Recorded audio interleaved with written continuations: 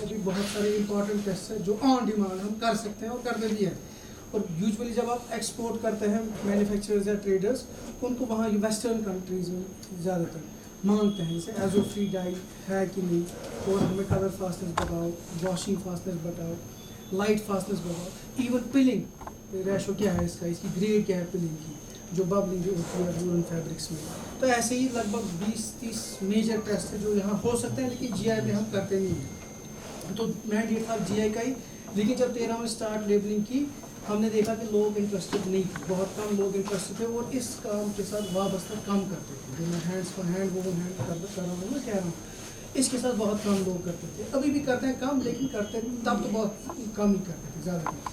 तो कुछ फैमिलीज ही थी और वो भी इंटरेस्टेड नहीं थे। उसके बिहाइंड भी एक थ्योरी है, वो क्यों नहीं इंटरेस्टेड थे, इवन अगर वही ये काम कर रहे थे, क्योंकि उनका अपना ब्रांड नेम पे चलता था, वो लेबल से अपना कॉम्प्लिकेटेड सिस्टम नहीं बनवाना चाहते थे। तो फिर जब हमने देखा लेबलिंग के लिए लोग नहीं आ रहे, हमने ये रिपोर्ट को सही स्टार्ट किया कि चलो इसमें आप सारे एलिजिबल हैं, मशीन स्पन वाले भी, पावर लूम वाले भी, वो अपना फैब्रिक सर्टिफाई करा के ले सकते हैं micron wise and purity wise. तो 90% टाइम्स हमारा वही टेस्ट आता था। तो फिर 2021 में जब काम थोड़ा और बढ़ गया जीआई में, फिर हमने एमओयू किया स्कॉस्ट के साथ, हमारे डायरेक्टर साहब ने, कि हमने ये रिपोर्ट के साथ रेफर किया स्कॉस्ट को ही, क्योंकि हमारा जीआई में पेंडेंसी बहुत बढ़ रहा था, लोग कंप्लेंट करने जाते थे डायरेक्टरेट में, यहाँ टाइम लग रहा है, हमें अपॉइंटमेंट 1-1 महीना 2-2 महीने लगता है। तो ये किस्सा तो यहाँ ज़्यादा चल रहा है, या तो ये चलाओ या वो चलाओ। फिर डायरेक्टर साहब ने बोला हम हैंडीक्राफ्ट डिपार्टमेंट है, हमारा मैंडेट हैंडीक्राफ्ट का ही है, ये जो पावर लूम किस्सा है इसको फ़िलहाल के लिए हम सस्पेंड करते हैं। और उन्होंने एमओयू किया स्कॉस्ट के साथ, जिसमें ये जो मशीन स्पन अदर फैब्रिक्स है या non GI qualified pashmina products है, वो यहाँ जो भी आते हम आईआईसीटी भेजते, आईआईसीटी से वो फिर स्कॉस्ट जाते थे, वहाँ से उनको रिपोर्ट मिल जाती थी, जो हम भी देते थे पहले, लेकिन अपने गवर्नमेंट में उसमें माइक्रोन और प्योरिटी मेनली। इसके अलावा भी बहुत सारे टेस्ट हैं, लेकिन इनके पास भी, लेकिन यही यूजुअली आते थे। फाइबर लेंथ भी एक इंपॉर्टेंट पैरामीटर है, जिस पे हमने भी टच भी नहीं किया। अब इतने सारे पैरामीटर्स हैं, आप टेस्ट करने बैठे तो मुझे लगता है 1-2 महीने लग जाएंगे। तो मैं तो फोकस उन्हीं माइक्रोन कुसू पे ही कर रहा हूँ। तो वो था सेटअप कि हमने स्कॉस्ट क्यों भेजा ये सिस्टम।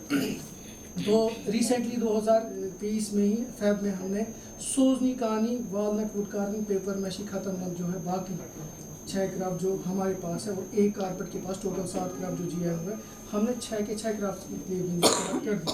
सोजनी के अपने स्पेसिफिकेशंस हैं, फिलहाल मैंने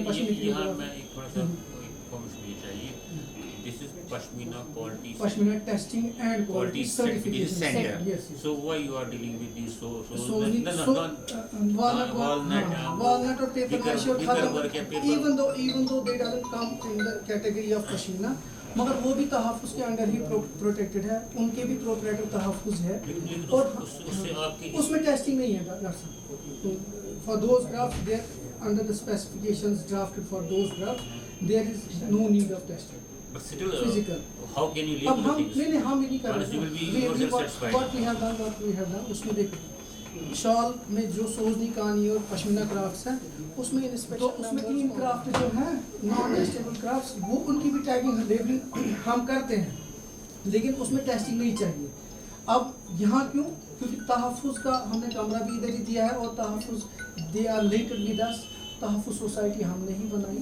डिफरेंट क्राफ्ट्स के नेशनल अवार्डी, जैसे खतमत के इमाम नजार साहब खुद है national awardee, walnut wood carving के भी हैं, पेपर मैशी के भी हैं, और हमने कोशिश की कहानी में भी नेशनल अवार्डीज़, या कम से कम स्टेट अवार्डी जो है सोजनी, पेपर मैशी, पश्मीना में सारे वही हैं। उन्हीं की सोसाइटी बना के हमने जब जीआई रजिस्ट्रेशन कराई थी, तो we sort of did MOU with Tahaffuz की इनकी जो लेबलिंग एंड सर्टिफिकेशन सर्विसेज है, which since they are an artisan body, they wouldn't be able to मतलब हैंडल दैट क्वांटम। तो इनको गवर्नमेंट ने फिर अपने साथ जुड़ाया, तो ये एमओयू कर दिया कि आपकी लेबलिंग सर्टिफिकेशन जो बाकी एडमिनिस्ट्रेटिव चीज़ें हैं वो आपको गवर्नमेंट हैंडल करेंगी, तो आप रजिस्ट्रेशन सेक्शन हैंडल करेंगे। So currently they handle registration and we handle labelling and certification for them, because it's so highly technical, तो ये कर नहीं पाते थे।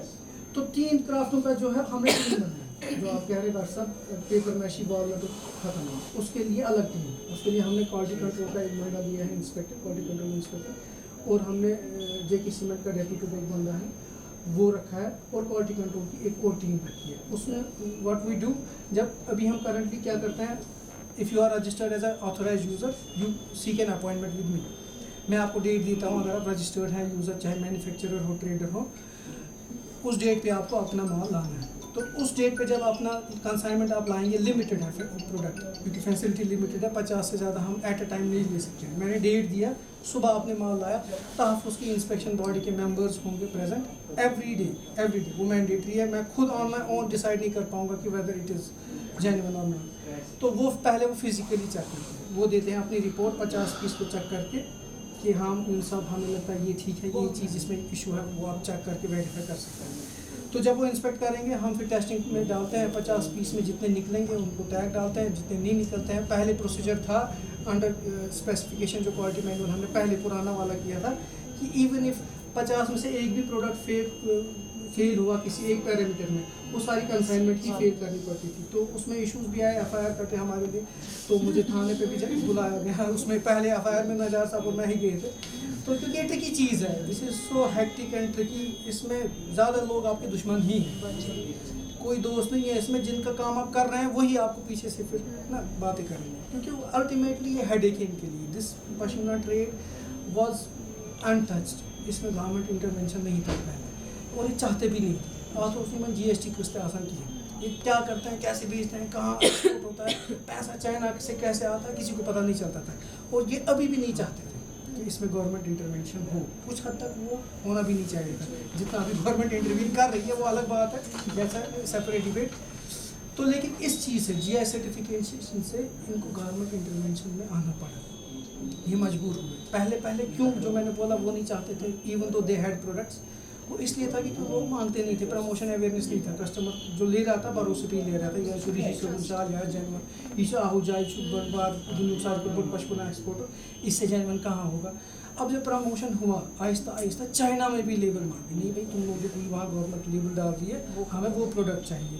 तो उससे डिमांड बढ़ गई, वो लोग भी आए जो नहीं चाहते थे मजबूरन। अभी भी मैं करंटली कहता हूँ as manager from last 11-12 years, अभी भी जो लेबलिंग के लिए आते हैं ना, they come here by force, not by choice. वो चॉइस की वजह से नहीं आते कि उनका जेन्युइन है तो वो जब डलवाएंगे, हाँ वो मजबूर है इसलिए करवाते हैं, क्योंकि इसमें फॉर्मेलिटीज़ है। देखिए यही फॉर्मेलिटी पहले रजिस्ट्रेशन, 10 साल इसकी वैलिडिटी है, वो मैं भूल गया कितना बोलता। एवरी ऑथराइज्ड प्रोप्राइटरशिप और ऑथराइज्ड यूज़रशिप, जब आप यूज़र बनना चाहते हैं, जिस दिन आपको मिल जाएगी यूज़र सर्टिफिकेट, उससे 10 साल तक आपकी वैलिडिटी रहती है, वरना 10 साल से 6 महीने पहले आपको रिन्यूअल के लिए अप्लाई करना पड़ता है। तो वो प्रोपरेटर्स के लिए भी है, जैसे तहफ़्फ़ुज़ प्रोपरेटर है, मीरास प्रोपरेटर है, उनको भी 10 साल वैलिडिटी क्राफ्ट में। अगर 10 साल बाद उन्हें रिन्यूअल नहीं किया, GI रजिस्ट्री के पास पावर है, वो इनकी registration as pashmina craft cancel करा सकते हैं। यूज़रशिप तो हो ही जाती है अगर आपने रिन्यूअल नहीं किया। तो आपने रजिस्टर हो गया ऑथराइज यूज़र, फिर आपको अपॉइंटमेंट लेनी है, मैं आपको डेट दे देता हूँ, उस डेट पे लाते हैं, फिर इंस्पेक्शन होती है, टेस्टिंग बाज़ाब्ता एक एक करके जो हम बोल रहे थे वो होती है। फिर शाम को हम टैग डाल देते हैं सेम डे। हमारे पास इंश्योर वैल्यू नहीं है यहाँ। अभी रिसेंटली हमने किया एक प्रपोजल कि 10-20 लाख इंश्योरेंस करें, क्योंकि बीच बीच में पेंडेंसी रह जाती है, क्योंकि माल इतना महंगा होता है कि कहीं कभी कभी तो 10-10, 12-12 लाख का एक शॉल ही होता है। किसी नेशनल अवार्डी का 6 साल किया हुआ सोजनी का जाम अवार्ड 10 लाख तक हो सकता है। तो वैसे प्रोडक्ट हमारे पास होता है। उन सूरत हालों में व्हाट आई यूजुअली डू, मैं घर ही ले जाता हूँ। तो दैट्स अनप्रोफेशनल, मगर मैं फोर्स हो जाता हूँ, क्योंकि मुझे भी कोई सेफ्टी प्रोसीजर नहीं है। अब उसके लिए इंश्योरेंस का मसला किया है हमने, तो उसमें क्या है, दिन में ही हम जितना कर देते हैं उतना ही लेते हैं, शाम को टैग डाल के उनको दे देते हैं। टैगिंग में 2 तरीकों के टैग हमारे पास है। एक तो पुराना वाला ओल्ड GI टैग, वो राउंड वाला जो आप में से कुछ लोगों ने देखा होगा। अभी रिसेंटली QR कोड वाला टैग हमने किया है। टैग का ये दो मकसद है। एक तो ये इसकी फुल प्रूफ सिक्योरिटी होनी चाहिए, ये टैम्पर प्रूफ होना चाहिए। मतलब आपने टैग डलवाया, फिर वो टैग उठा कर ऐसे ही किसी दूसरे शॉल पे उठाए, वो नहीं होना चाहिए। उसके लिए हमने बहुत सारी चीज़ें की हैं, R&D उस पर बहुत सारा हुआ है 13 से पहले ही। तो एक कंपनी अवंती इंस्ट्रूमेंट्स, वो US कंपनी के साथ पैचअप है उनका। उन्होंने एक टेक्नोलॉजी दी, nano tangent technology. Nano tangent technology कुछ करेंसी नोट्स में अभी भी है, फॉरेन करेंसीज में। इंडिया की करेंसी में वो तो नहीं है, ये भी प्रोटेक्टेड है। नैनो टेंजेंट में क्या होता है, उसमें nano tangent particles, patent technology, वो डाले जाते हैं हैफजर्टली किसी चीज़ पे, नोट पे, या हमारे केस में लेबल पे। उस पर जब आप इंफ्रारेड से एक्सपोज करेंगे, वो रिफ्लेक्शन देती है, ग्रीन रिफ्लेक्शन। कोई भी इंफ्रारेड लेज़र लाइट होती है उससे जब आप डालेंगे तो ग्रीन रिफ्लेक्शन आ जाती है, आपको लेबल वेरीफाई हो जाती है, नकली लेबल नहीं है। एक तो वो, दूसरी चीज़ में यूवी प्रोटेक्शन है, जैसे करेंसी नोट में आपने बैंक पे देखा होगा कुछ सर्टेन इंफॉर्मेशन नोट्स में होती है जो यूवी लाइट में ही विजिबल है, वैसे ही हमारी लेबल में ही कुछ ऐसी इंफॉर्मेशन में मैं कोशिश करूँगा आपको दिखाने की। हमारा यूवी चैम्बर है, वो इंफॉर्मेशन ग्लो होती है हमारी लेबल पे अंडर यूवी, वो भी दो हिडन इंफॉर्मेशन है। बाकी ओवर्ट इंफॉर्मेशन में पैक लेबल का डिज़ाइन वो भी मैं दिखाऊंगा, और 8 डिजिट अल्फान्यूमेरिक कोड, वो कोड आपको वेबसाइट पे, हमारी वेबसाइट है kashmirpashmina.seco.ga.com, वहाँ आप जाके डालेंगे तो वहाँ से डिटेल आ जाएगी ये सर्टिफाई हुआ है कि नहीं और किसके नाम पे हुआ है। अपार्ट फ्रॉम दैट ये लेबल उठनी नहीं चाहिए। ये फ्यूज़ हम करते हैं, हमारे लिए एक फ्यूजन मशीन है, 2 अभी रिसेंटली दूसरी भी लाई हमें, जो QR कोड वाला मटीरियल है वो दूसरा है। Both the labels are rubber based. ये फ्यूज़ हो जाती है, पुरानी लेबल 116 से 120 डिग्री के आसपास होती है विदाउट एनी न्यूमेटिक सपोर्ट। जो नई वाली QR कोड है उसको न्यूमेटिक सपोर्ट ज़रूरी है क्योंकि वो डिफरेंट मटीरियल है, इवन तो रबर ही, उसमें न्यूमेटिक मशीन हमने, अभी मैं वो भी दिखाऊंगा आपको कैसे हम डालते हैं, वो रखिए ताकि एक बार जब फ्यूज़ हो गई ना लेबल, ये उठे नहीं फिर। तो जसबीर जरा वो लेबल कोई प्रोडक्ट एक दो दिखा दे, दोनों में से एटेजी है ना, उधर एटेजी में होगा, डाली है किसी पे सोच इन पे डाली, तो मैं आपको दिखाऊंगा थोड़ा सा लेबल का स्ट्रक्चर, फिर इन्हीं पे डालिए, नहीं है भाई इन पे नहीं डालते अभी। तो वो ये दोनों फ्यूज़ हो जाते हैं, तो एक बार फ्यूज़ हो गया तो ये उठता नहीं है फिर। वो एक इम्पॉर्टेंट चीज़ थी जो हमें रखनी थी, क्योंकि ताकि एक सेम शॉल आसानी से बन जाएगा। आपने यहाँ प्लेन शॉल पे डाला, इस प्लेन शॉल पे उठा के किसी दूसरे शॉल पे डलवाया तो वो कहाँ से पता चलेगा। अब QR कोड में थोड़ी सी और प्रोटेक्शन है, वो भी QR कोड इसमें नहीं है, इनमें तो डाला ही नहीं, ये तेल वाला है, पास वाले नीचे अपलोड करते हैं। तो ये देखिए, ये वाली है हमारी पुरानी लेबल, ये वो है जो मैं अभी आपको बोल रहा था, ये वाला नया हमारा नई टेक्नोलॉजी, कंपनी अलग है। तो ये भी फ्यूज़ होती है, ये भी फ्यूज़ होती है, इसकी अलग फ्यूजन मशीन है, इसकी अलग है। तो इस वाली में थोड़ी सी गुंजाइश है, you can do certain things to detach this label but not as a whole. आप फुल नहीं उठा सकते हैं, शॉर्ट होते हैं ना, ये सीरेटेड एजेस इसमें सब R&D कर भी किया गया, आप देख रहे हैं ये सीरेटेड एजेस है, ताकि अगर कोई टेम्परेरी कोशिश कर भी दे पीछे से हीट लगा के, ये फुल तो नहीं उठेगी, कट जाएगी, पीसेस में उठेगी और पूरे से नहीं उठेगी, पीछे निशान भी रहेगा। ये तो उठती है, मतलब ये इसका ड्रॉबैक भी है कुछ हद तक। प्रेस में डालेंगे, प्रेस में डाला तो मुमकिन है नुकसान हो सकता है, इसीलिए हमने पहले ही लिख दिया है, इस लेबल को स्कैन करके नीचे अगर आप देखेंगे ना, do not iron on label, वो चढ़ जाएगा, हाँ वो लिखिए कस्टमर के लिए, आपके लिए तो है ही पता आयरन। और इसमें इंस्ट्रक्शन भी आपने स्कैन किया है, वॉशिंग इंस्ट्रक्शन और आयरनिंग इंस्ट्रक्शन दे दिए हमने। और देखिए हाँ वो सारा चीज़ है, वो आप स्कैन करेंगे आपको पता चल जाएगा। तो पहला है लेबल का ये कि लेबल नहीं उठनी चाहिए, डिटैचेबल नहीं होनी चाहिए, वो एक प्रोटेक्शन है ताकि यही टैग आप उठा के किसी और पे नहीं जा सकते। अब देखिए इस वाले टैग और इसमें एक इम्पॉर्टेंट फ़र्क है, इस वाले टैग को स्कैन ऑनलाइन जब आप करेंगे आपको खाली डिटेल पता चल जाएंगे ऑथराइज्ड यूज़र, लेकिन इस चीज़ से स्कैन करके आपको डिटेल्स ऑफ प्रोडक्ट ये मैं अपने किया है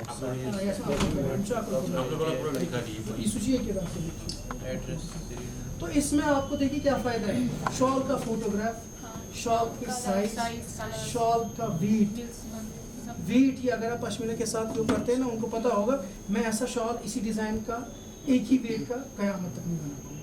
सवाल एक ही साइज, एक ही डिज़ाइन, एक ही कलर और एक ही वेट, दैट इज़ इम्पॉसिबल। तो उस हिसाब से अगर देखा जाए, ये अगर आप डिटैच कर भी दे कोई, लेकिन वो पैरामीटर जो इसके अंदर QR कोड में लगे हैं वो कॉपी कर नहीं पाएंगे, तो उस एंगल तक हम कर सकते हैं। इसीलिए हमने इस लेबल का एक दूसरा वर्जन भी लॉन्च किया है। अब वो आप देखिए पीछे है वो ये वाला कैमरा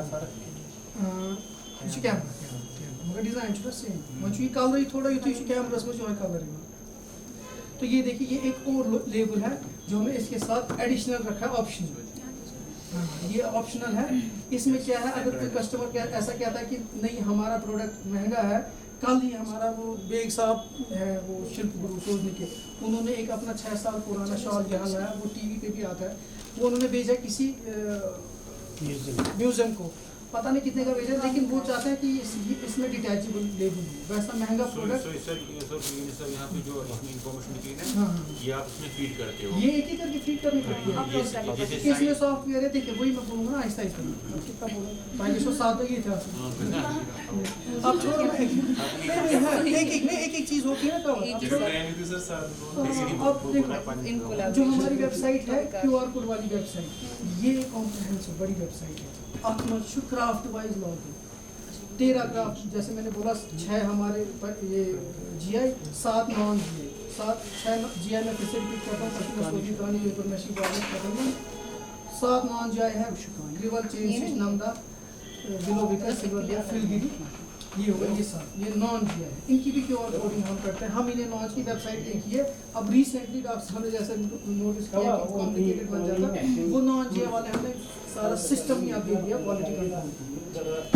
तो अभी हम पहले GI की करते हैं। यहाँ वेबसाइट एक ही, इसकी वेबसाइट है cdiptcc.com, उसमें हम हमारे लॉगिन अलग है क्राफ्ट वाइज। हर क्राफ्ट में 4 लॉगिन है। आप जब प्रोडक्ट लाते हैं ना, उसकी पहले रजिस्ट्रेशन होती है हमारे रजिस्ट्रेशन सेक्शन में अंदर। आपने 50 पीस लाए, रजिस्ट्रेशन के लिए बंदा बैठा है, वो एक एक फ़ोटो चढ़ा के एक फ़ोटो के पीछे आर्टिजन का नाम, मैन्युफैक्चरर जो ऑथराइज यूज़र है उसका नाम, एड्रेस वो लिख के दे देता है। उसी में वो हुआ रजिस्टर, उसका अपना यूज़र पासवर्ड यूज़र नेम है। फिर रजिस्ट्रेशन सेक्शन के बाद वो आता है टेस्टर सेक्शन में। टेस्टर और अप्रूवर सेक्शन मेरे अंदर है, उसमें पहले टेस्टर सेक्शन में मैं टेस्ट करूँगा सारी चीज़ें जिस भी में हम डालते हैं, फिजिकल टेस्टिंग, लेबोरेटरी टेस्टिंग, वो मैं भी लॉगिन आपको दिखा दूँगा। फिर जब पास होता है तो वो फिर रेफर होता है अप्रूवर सेक्शन पे। अप्रूवर सेक्शन के पास ये सारी लेबल नंबर जो आप देख रहे हैं ना QR कोड, हाँ ये इसमें नंबर है नीचे, यूनिक नंबर, ये वहाँ पे ऑलरेडी अपलोडेड है। मैं सिलेक्ट करूँगा जो मैंने एक पर्टिकुलर शॉल पे दिया है, वो सिलेक्ट करके वो शॉल के साथ अटैच हो जाता है। फिर अप्रूवर के बाद वो एडमिन सेक्शन में जाता है, एडमिन फिर वो अप्रूव कर देते हैं सर्टिफाइड। तब तक अगर वो अप्रूवर ने अप्रूव किया भी होगा, सर्टिफाइड नहीं होगा, नीचे चढ़ जाएगा the product has not yet been certified, even though detail चढ़ जाएगी। ये 4 चीज़ें होती है हर एक प्रोडक्ट में। 13 के 13 क्राफ्ट में 13 अलग अलग लॉगिन की, तो आप खुद समझिए वेबसाइट कितनी हेक्टिक है। 13 क्राफ्ट, हर क्राफ्ट में 4 लॉगिन, तो ये चीज़ें हैं। तो ये चीज़ करने से यही फ़ायदा हुआ कि अब अगर हम डिटैचेबल लेबल, जिसके लिए अभी हमने रूल रखा है, the product has to be of minimum value, particular minimum value. जो पश्मीने के लिए हमने वैल्यू सेट किया है 60,000 की है। अगर शॉल का वैल्यू 60,000 से ऊपर है then it is eligible for this tag also, जो डिटैचेबल है। ये स्टिचेबल है, साइड में स्टिच होकर आराम से फिर कस्टमर ने लिया काट के निकाल के दे देगा, स्टिच उठा के दे देगा। क्योंकि ये इसलिए है क्योंकि आपको मैंने बोला इसमें कॉपी करना बहुत मुश्किल है, और 60,000 का रखना इसलिए कि प्लेन कॉपी हो सकता है जब आपका जामा होगा, वो exact dimension exact design copy करना मुश्किल है, उसकी हैंड लॉजिक वो है, समझ आया। वरना अगर हम प्लेन में रखते 10,000 30,000 20,000 में प्लेन भी आ जाता है, तो वो तो कुछ हद तक कॉपी आप कर सकते हैं, size and weight and photo तो पहले ही पता है। बट डिज़ाइन वाइज जब जामावार होगा 60,000 का मतलब है हेवी इंट्रिकेट जामावार, तो वो चीज़ है। एक बार हमने टैग डाल दिया, जितने पीस उसके हो गए बाकी हम वापस दे देते हैं। अभी तक अल्हम्दुलिल्लाह किसी ने ज़्यादा क्वेश्चन नहीं किए। जितने भी FIR कटे हैं वो चाहे या तो रेट पे कटे हैं, पैसे आपने ले लिए, हमने तो दे दिए थे 50, आपने दिए टैग डाल के 1, तो 49 का पैसा आपने फजूल में लिया, या ऐसे भी और चीज़ें हैं जिसके लिए हमें किया गया। लेकिन टेस्टिंग के लिए अभी तक अल्हम्दुलिल्लाह इन रिसेंट टाइम्स, पहले बहुत वेरिएशन हुआ था। अभी मैं आपको बोलूँगा क्योंकि यहाँ कुछ टेस्टिंग सेक्शन वाले भी हैं। पहले इनिशियल स्टेजेस में जब तक आप डेवलप हो जाएंगे ना, आपको सीखना बहुत पड़ेगा, बहुत। तो हमने भी देखा वेरिएशन इतना आता है, वो भी जब आपके पास प्रॉपर इक्विपमेंट और प्रॉपर ट्रेनिंग ना। हमारे पास तो कोई ट्रेनिंग नहीं, मैंने 15 जगह ट्रेनिंग की है different states of the country, और इवन बाहर की एनालिस्ट US के एनालिस्ट से भी ट्रेनिंग। हाँ मैं ऑन रिकॉर्ड भी मैं कह रहा हूँ, इसमें कोई हर्ज नहीं है। तो वो सारी ट्रेनिंग जब हमने ली, फिर खुद काम किया 10 साल 12 साल, तब जाकर कुछ थिंग्स सीक्रेट्स हमने पाए जो अभी अनपब्लिश्ड है, अभी पब्लिश भी नहीं हुई। बहुत सारा काम तो डॉक्टर साहब ने भी किया है, डॉक्टर साहब बड़ा उन्होंने इतने रिसर्च पेपर्स पब्लिश किए हैं, but there are things beyond that research, there are definite things वो हमने पाई। तो उसमें रिसेंट हमारा addition among the latest hightech equipments हमारा ऑफ्डा है, ऑप्टिकल फाइबर डायमीटर एनालाइजर। तो जो मैं माइक्रॉन अभी तक कह रहा हूँ, माइक्रॉन थिकनेस फाइबर का होता है, माइक्रोमीटर में आता है, इसलिए उसको माइक्रॉन कहते हैं। 10⁻⁻⁶ मीटर उसकी यूनिट जो है लेंथ की, वो हम माइक्रॉन में ही मेजर करते हैं, इसीलिए उसको शॉर्ट फॉर्म में माइक्रॉन कहते हैं। तो यूजुअली 12 से 16 आता है। कैसे मेजर कर सकते हैं? दुनिया में बहुत सारी टेक्निक्स हैं। एक सबसे आम टेक्निक जो आप भी कर रहे हैं और हम भी कर रहे हैं, वो है फिजिकली मैनुअली माइक्रोस्कोप से मैग्नीफाई करके एक फाइबर मेजर करके फिर एवरेज निकाल देते हैं। वो है एक टेक्निक। दूसरी टेक्निक है ऑफ द स्टैंडर्डाइज टेक्निक, उसका अपना स्टैंडर्ड है, पूरी दुनिया में माना वाइडर। ऐसे ही एयर फ्लो टेक्निक, ये भी एक स्टैंडर्डाइज टेक्निक है, मगर उससे भी एक्यूरेट मानी जाती है अभी तक टिल डेट ऑफ द। इसलिए it is the most accurate form of test for micron verification.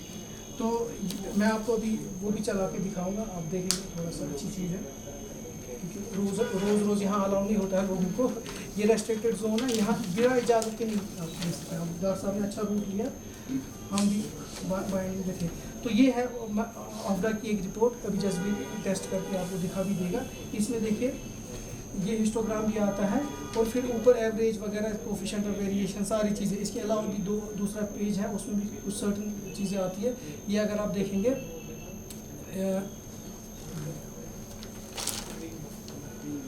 जितने फाइबर मेजर करेंगे हम, मैनुअली हो या ऑटोमेटिक हो, उतना एक्यूरेट रिजल्ट है। एरर कम हो जाता है। एरर कम हो जाता है। अगर आप मैनुअली करते नहीं, या ये जो करते थे इट इज डिजास्टर। ज्यादा से ज्यादा 200 फाइबर 250 फाइबर 200 कुछ नहीं है। स्टैंडर्ड जो मैनुअल का भी है ना, वो 2500 से नीचे मांगता ही नहीं। जो हम 200-300 मजबूरी में करते हैं ना, वो तो कहीं नहीं है। यहाँ 20,000 30,000 फाइबर। जब मैं ये जो की है, जब मैं बिटरा गया पहले महीने 13 में ट्रेनिंग के लिए, उन्होंने हमें सिखाया 20-20 30-30 लिया करो। तो 20-30 लेके एक ही सैंपल में हमने 4 टेस्ट किए ना, एक में 13 आता था, एक में 11, एक में 16 आता था। और इस इंडस्ट्री में भी बड़ा है, फ्रॉम दिस इंडस्ट्री, आधे माइक्रॉन से रेट का कहाँ हो जाता है। 13 माइक्रॉन का पश्मीना, 11.5 माइक्रॉन का शातूस, 11.5 माइक्रॉन का शातूस अभी ब्लैक मार्केट में लगभग वाइट कलर का 40 लाख रुपये पर केजी। फाइबर, खाली फाइबर शाल छोड़ो, वाइट कलर का 40 लाख रुपये पर केजी, पश्मीना 13,000 पर केजी। कितना फ़र्क है?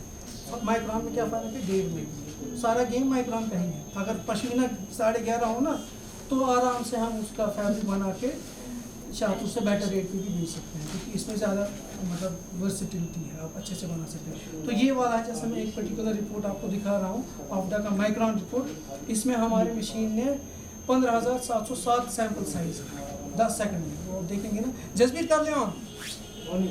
हाँ, तो ये हिस्टोग्राम इसमें आता है। इसमें ये आपको दिखाता है 4 माइक्रॉन का एक फाइबर इसने मेजर किया है। हाँ, 5 माइक्रॉन का इसने 6 किए हैं, 7 माइक्रॉन के 61 फाइबर जिसने मेजर किए हैं, और मेजॉरिटी ऑब्वियसली जो माइक्रॉन एवरेज आया होगा उसी के आसपास किए होंगे। 14.9 इसका एवरेज आया है। तो इसने ज़्यादातर माइक्रॉन वाले यही 13 के 14 के बीच में ही किए हैं, ये दिखा। तो ये मशीन हमारी कैलिब्रेटेड है, और टेस्टिंग इक्विपमेंट में कैलिब्रेशन भी इंपॉर्टेंट पार्ट करता है। विद हर टाइम हमारी मशीन कैलिब्रेटेड होगी तब एक्यूरेट रिजल्ट दिखाएगी। आपका प्रोजेक्ट माइक्रोस्कोप जो हमने पहले 13 में देखा था, रेडिकल का था, पता नहीं आज कौन सा कॉस्ट में। आज में रेडिकल अभी निकॉल आया, रेडिकल था आपका तब भी, वो तब भी हमसे अच्छा था टेक्नोलॉजी वाइज, मगर ये durability wise this Swiss company is reputed, और इससे भी अच्छा है ओलंपस। वो स्कॉच शालीमार ने 2-3 बार किए हैं, 2-3 जगहों पे इंस्टॉल। मैं भी गया हूँ 1-2 बार। तो मैंने डॉक्टर साहब को पिछली बार बोला था, अगर नया लाएंगे तो ओलंपस इज द बेस्ट। हमने रिसेंटली ऑप्टिकल वही हमारे को निकॉन आ गया ना, निकॉन स्टिक मगर ओलंपस नंबर 1 तिमची लेंसेस नंबर 1 कंपनी। तो कैलिब्रेटेड मशीन होगी, एनालिस्ट एक्सपोर्ट होगा, वो तभी एरर फ्री रिपोर्ट आपको दे देगा। इस क्लास में, पश्मीना की क्लास में माइक्रॉन प्लेज इंपॉर्टेंट रोल। इसलिए जब आप माइक्रॉन का देख रहे हैं ना, तो आपको फाइबर जितना मेजर करेंगे उतना अच्छा, जितना ज़्यादा, क्योंकि जब सप्लाई होती है, because I am from this trade, जैसे मैं बोल रहा हूँ, जब हम मंगोलिया से फाइबर लाते हैं, 1-2 कंटेनर आते हैं, एक कंटेनर में टनों में फाइबर होता है। रेट सेट होती है 1 माइक्रॉन से पर केजी में 3 से 4 हज़ार का फ़र्क। करंट मार्केट रेट 16.5 माइक्रॉन के मंगोलियन फाइबर का अभी करंट रेट चल रहा है 11,500, 16.5। और जो 15.5 वाला गुड वाइट जो मंगोलिया का ही है, जो उससे अच्छा है वो 13,000 का है और वो नहीं मिलेगा आपको बाजार में अच्छे से। चाइनीज़ मार्क फाइबर कहते हैं, China best pashmina comes from China. Total global जो कंजप्शन है ग्लोब में कश्मीर की, China constitute 67% of global Kashmir production. आपका 40,000 टन चाइना से ही आता है, तो 40 टन ही हमारा लद्दाख का है, आप सबको अच्छे से पता होगा। तो आप समझिए 40 और 40,000 कहाँ, तो ज़्यादा अच्छा फाइबर कहाँ के आएगा, ज़्यादा तो उन्हीं से आता है। अब हमारा यहाँ कश्मीर में है सबसे वर्स्ट घटिया ग्रेड का पश्मीना जो होगा, फिर वो बचेगा यहाँ से चाइनीज़। अरे चाइनीज़ ही सबसे अच्छा है, आप वर्स्ट वो लाते ऑस्ट्रेलियन बेच रहे हैं चाइनीज़ नाम से, तो अपना चाइना का नाम ही बेचारों को बदनाम कर रहे हैं। तो वो है यहाँ की लोकल जो नॉमेनक्लेचर है, जैसे आज जो लद्दाख बेस्ट टाइम अच्छी टिप्टी वगैरह सब अपडेट लद्दाख की टिप्टी, उसके बाद मंगोलियन अच्छा, सबसे घटिया चाइनीज़, सबसे बेस्ट ही चाइनीज़ होता है क्योंकि उनका सबसे ज़्यादा है। अब यहाँ वो काम आता है क्योंकि यहाँ से भी महंगा है लद्दाख से।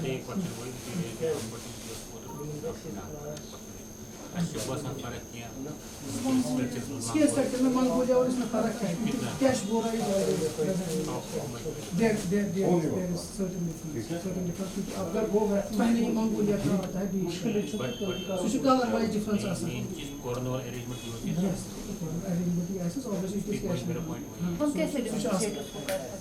मैं वही कह रहा हूँ, आप कैश बोरा गोट का फायदा थोड़ा सा ना रेफरेंस सैंपल इमेजेस ले लीजिए, जहाँ से भी लीगल वे में या बैकग्राउंड भी लेना चाहें तो at least 5 to 10% of cashmere from Mongolia constitute that कैश बोरा। और वो हमें इसलिए पता है क्योंकि सप्लाई में जब भेजते हैं ना, उसमें डिस्क्लेमर में ही कहते हैं कि it is having this amount of cash Bora also, क्योंकि वो डिफरेंशिएट वो हम कर सकते हैं, वो कर सकते हैं।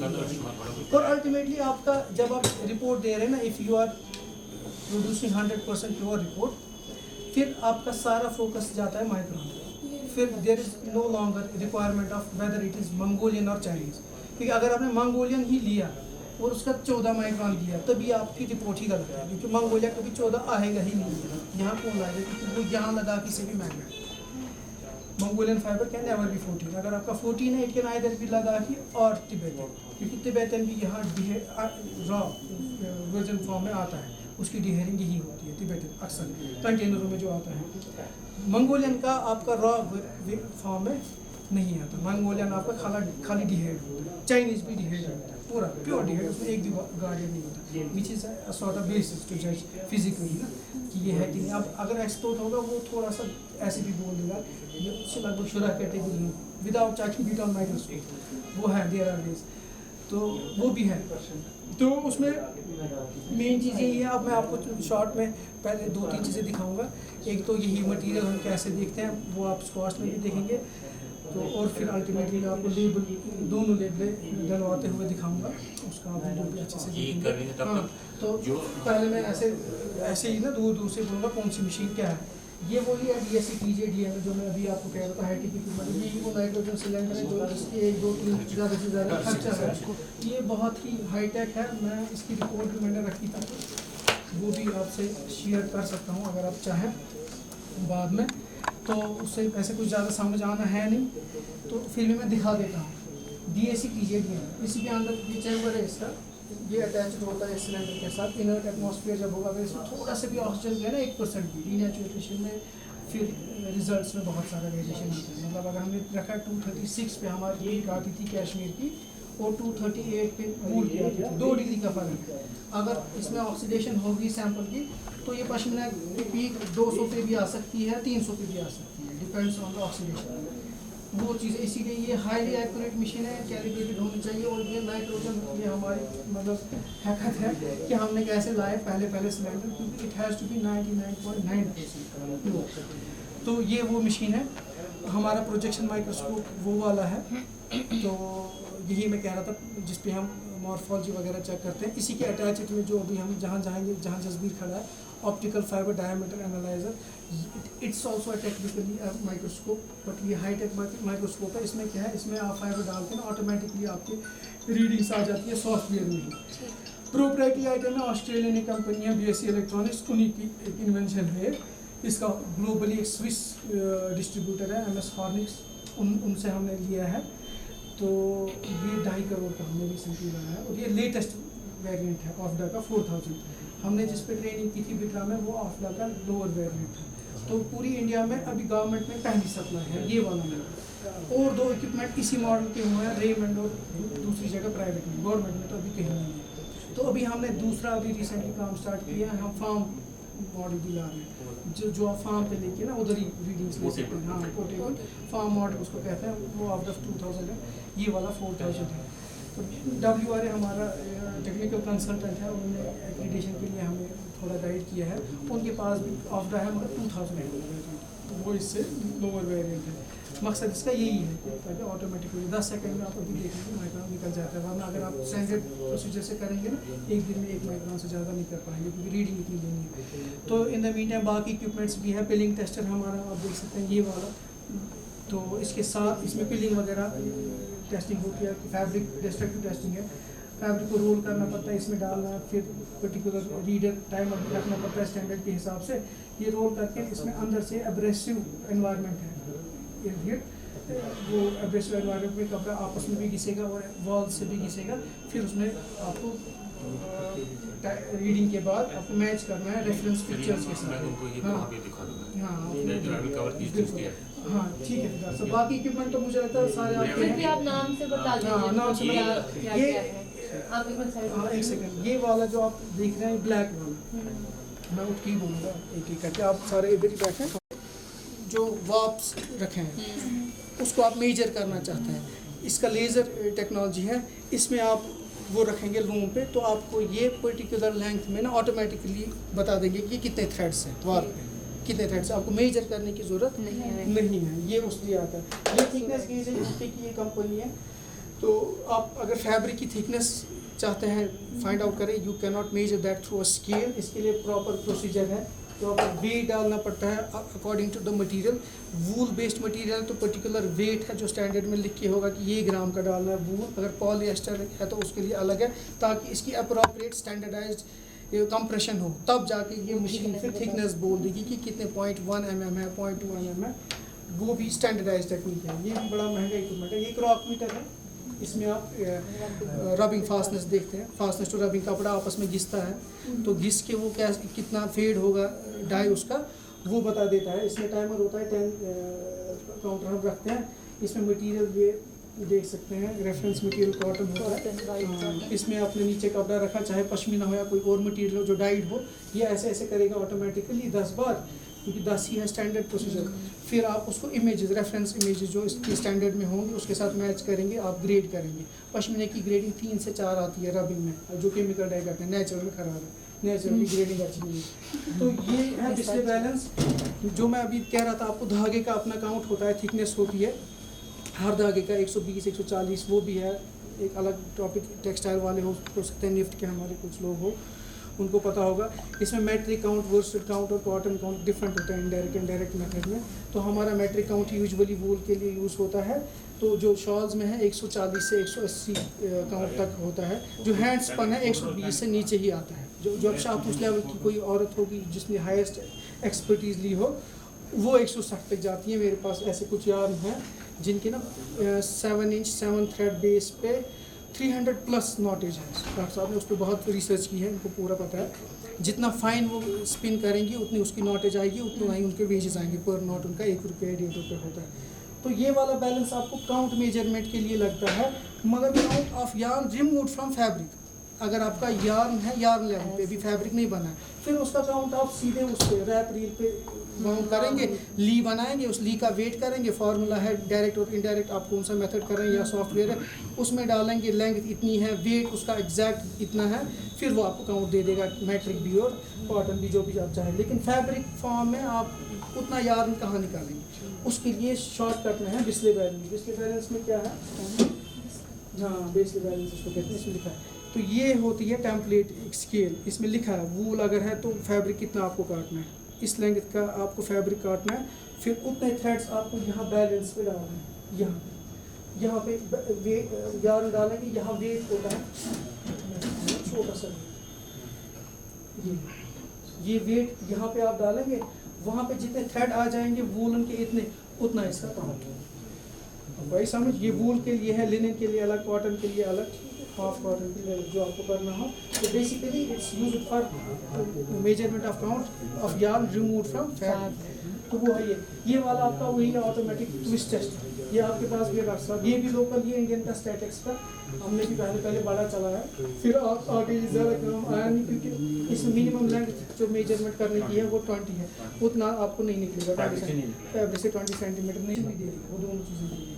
ये उसके लिए ये इसमें थोड़ा सा ये बनता है chemical, जैसे मैंने अभी बोला आपको काउंट निकालने के लिए स्टैंडर्ड लेंथ होनी चाहिए। स्टैंडर्ड लेंथ डिफरेंट होती है डायरेक्ट और इनडायरेक्ट काउंट के लिए।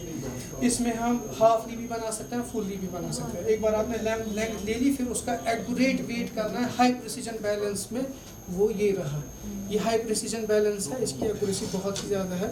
ये तब 2012 में हमने 1.5 लाख कर लिया है, तो बहुत इम्पोर्टेंट है। मतलब ये उस वाले सैम्पल प्रिपरेशन के लिए भी है जो मैंने 0.003 ग्राम है, तो वो 0.004 नहीं होना चाहिए, तो वो है।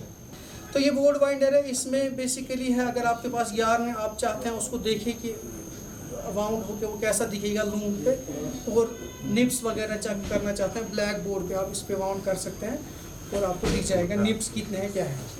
ये UTM है, ये आ चुका है ऑलरेडी, यहाँ टेंसाइल टेस्ट के लिए। इसमें आप यार्न की टेंसाइल प्रॉपर्टीज चेक कर सकते हैं और फैब्रिक की भी कर सकते हैं। वो दोनों अटैचमेंट अलग होती है, अभी जो लगा के है ये वाला यार्न का है। बेसिकली ये क्या करेगा, ये भी हाई प्रिसीजन इक्विपमेंट है।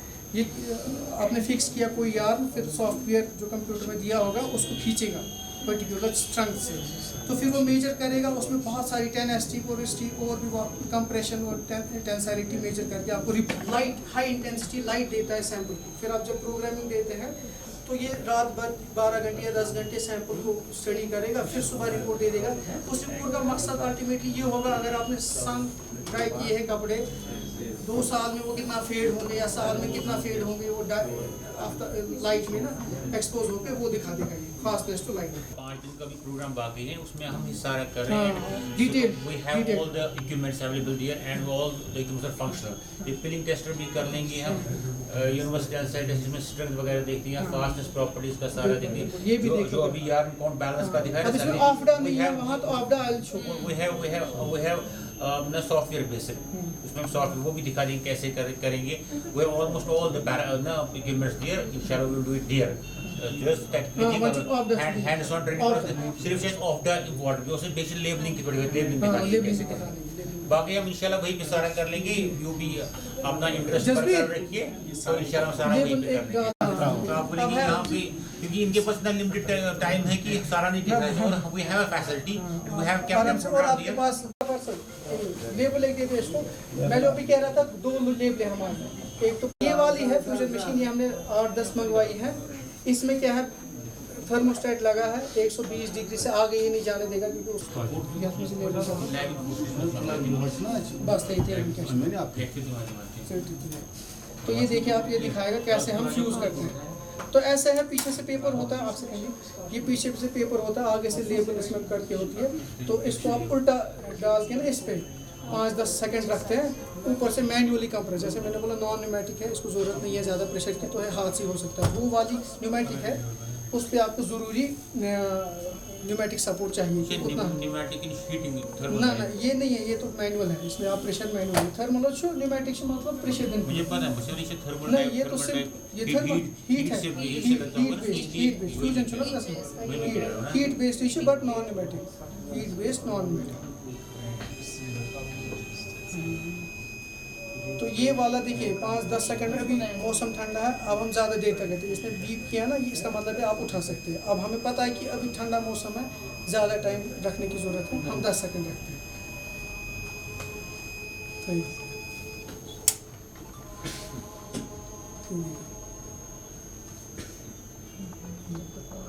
लगभग हो गई है, थोड़ा सा और रखता है तो अच्छे से। ये फ्यूज़ हो गई, आप देखिए, तो ये वाली लेबल फ्यूज़ हो गई।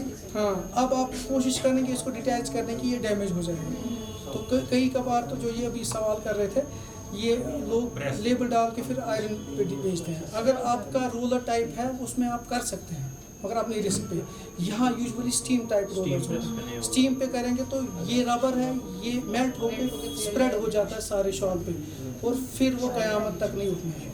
टच पर रुफ लगा, उसको रुफ आएगा और पैसे बहुत लग जाते हैं। उसमें बहुत सारी शॉलें आज तक ख़राब हुई हैं। अब करेंगे कि हम बोलते हैं फिर भी नहीं मानते। तो ये वाला फ्यूज़ हो गया, ये पुरानी लेबल है। जो नई वाली लेबल है उसके लिए थोड़ा और हाईटेक इक्विपमेंट चाहिए था, न्यूमेटिक बेस्ड, क्योंकि टच पर मैं ज़्यादा प्रेशर कराऊँ। वो अंदर है, वो मैं निकलते टाइम दिखाऊँगा। पहले ऑफ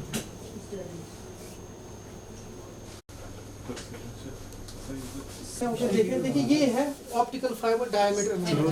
हाँ, ये 4000 मॉडल इसका है।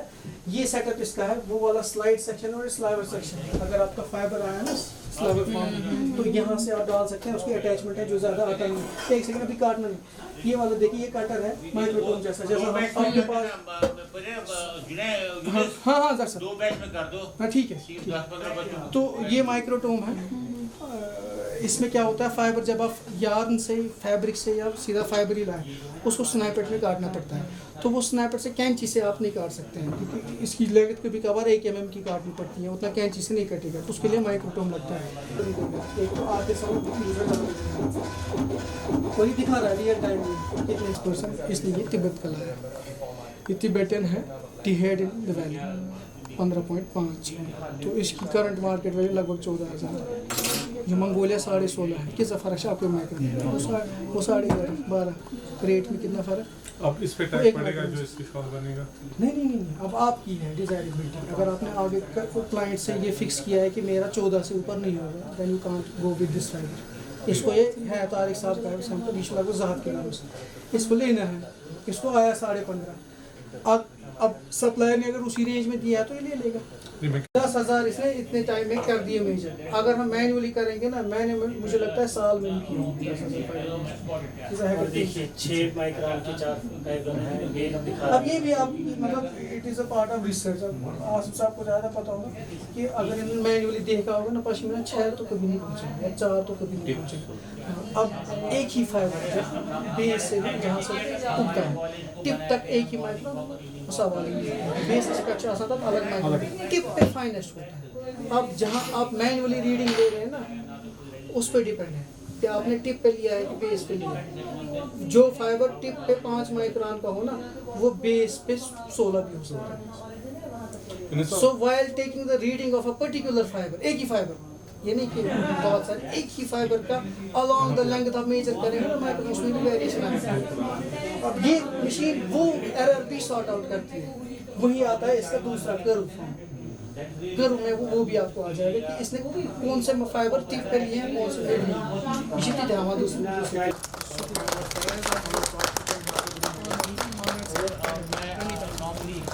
यहाँ पे देखा कि यहाँ पे हमारी जो हिना है, ताहिर है या ओवैस वगैरह, दे वांटेड टू ना get train in this universe lab, they wanted to spend 1 week here. So अगर आप इजाज़त दे देंगे तो हम उनको भेजेंगे एक हफ्ते के लिए। We'll have to find some meals and ways short certain. चलो, thank you. Jasbir sir, Jasbir sir is a part of this lab and he has been doing a lot of work from last 12 years. हम इकट्ठे ही लगे थे just Yunis, but unfortunately Yunis में नाम नहीं लिखा है, but ये खुद प्रिंट करके